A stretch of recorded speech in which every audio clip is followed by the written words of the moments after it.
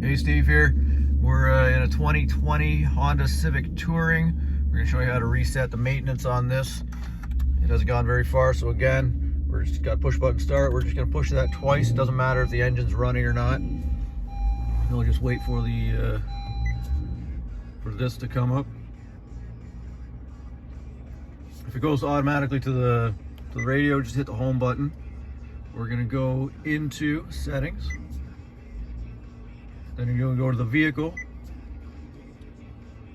The bottom is maintenance info.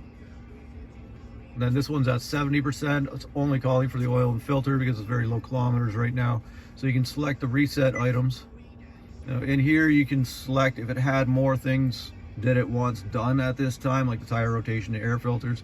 You can select which ones specifically that you want to do. If you did only the air filter this time, you could reset only the air filter timer, or if you did only the oil change, you can reset only the oil change. I'm just going to click on all do items. So there it is. This is a bit of a software software glitch.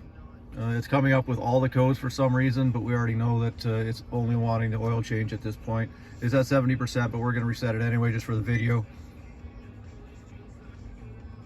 So hit reset, done.